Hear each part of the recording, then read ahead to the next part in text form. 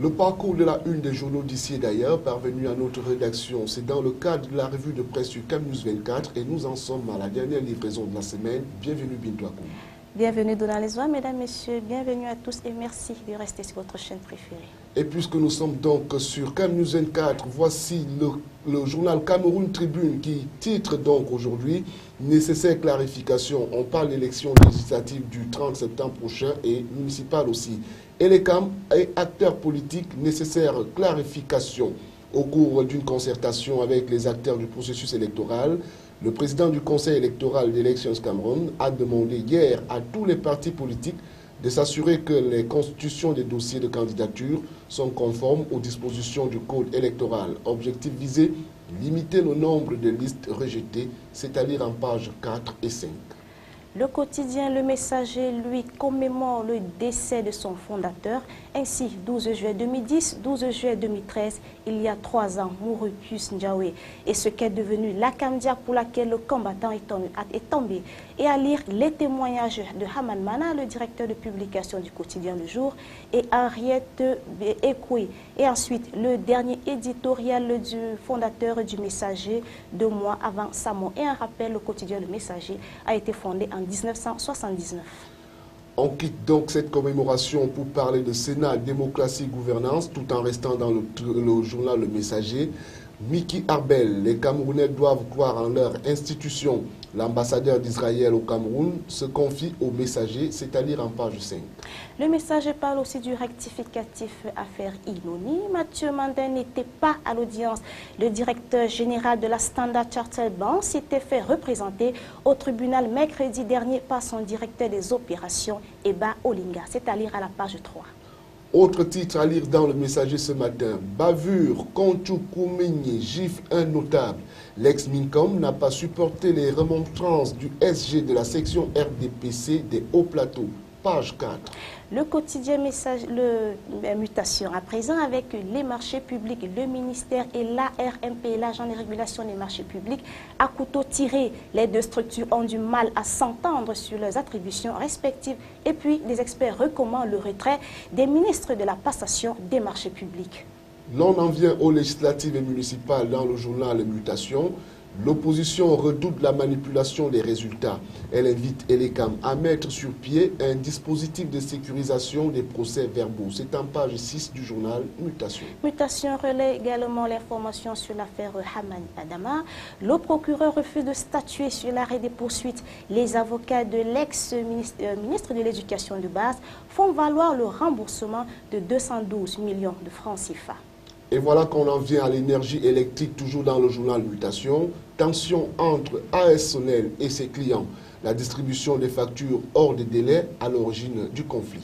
De l'énergie électrique aux infrastructures avec la construction du gymnase de Douala qui est à l'arrêt. C'est à retrouver dans le journal. Le journal Mutation s'est aussi intéressé à l'activité des débits de boissons dans la ville de Douala. Et voici donc en titre. 5 débits de boissons dans un rayon de 1000 mètres. Ces lieux de détente côtoient églises et écoles. Les détails sont contenus en page 11. Le bi-hebdomadaire Europe Plus parle de l'affaire Léphant Betty. S'entendent-ils autour de Paul Biya? C'est dans l'interrogation qui se pose et les réponses se sont retrouvées à la page 8 du bi-hebdomadaire Europe Plus. Europe Plus s'est aussi arrêté dans l'actualité de leur investiture dans le RDPC entre manœuvres despotiques et risque d'implosion, c'est-à-dire en pages 6 et 7. À présent, les transporteurs routiers dans Europe Plus où le syndicat patronal condamne le préavis de grève. Toujours dans Europe Plus, droits de l'homme, la Comicodi revisite la corruption au Cameroun. Les détails sont contenus en page 10. À présent, c'est la santé dans Europe Plus avec l'hôpital de district de Kolofata. C'est dans l'extrême nord du Cameroun, dans le Logo-Nechari, où le personnel soignant est aux abois. C'est à retrouver. Les détails, c'est à la page 9. FECA Foot, bras de fer entre la FIFA et le Cameroun. C'est le titre contenu dans le journal Europe Plus ce matin. Les détails sont donc à retrouver en page 12. À présent, c'est l'hebdomadaire Repère qui parle de l'illégalité ou ces sénateurs qui assument le cumul. C'est à retrouver dans Repère. Un autre titre dans Repère, investiture quand Paul Biya se réunit. Pourquoi Paul Biya se réunit? Vous pouvez donc lire les détails en page 3 du journal Le Repère. Tout à fait, Donald. Le Repère parle aussi des députés et sénateurs.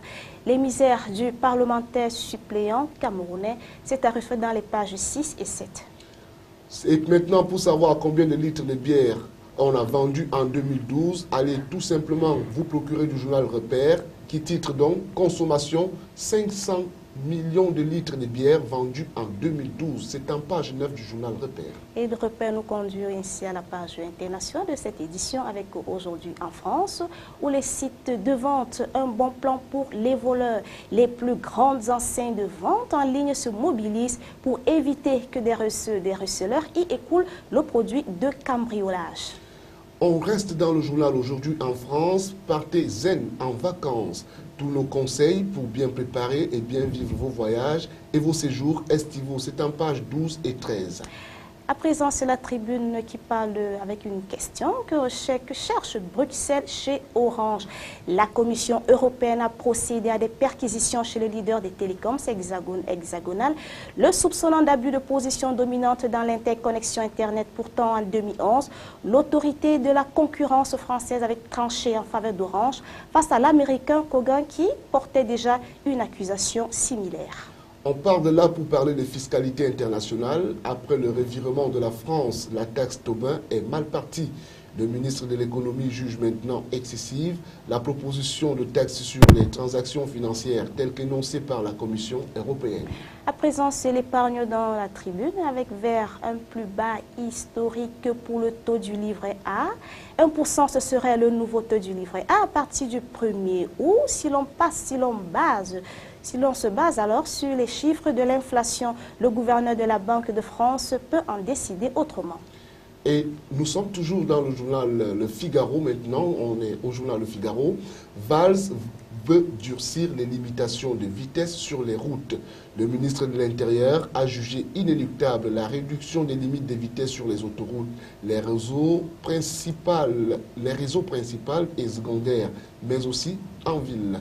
À l'occasion de la présentation du bilan de l'accidentalité routière du premier semestre 2013, Manuel Valls a confirmé qu'il lançait la réflexion sur le sujet de la baisse des limitations de vitesse. C'est en page 6. Tout à fait, Donald. Toujours du Figaro, et cette fois-ci, c'est Fillon qui réplique à Sarkozy.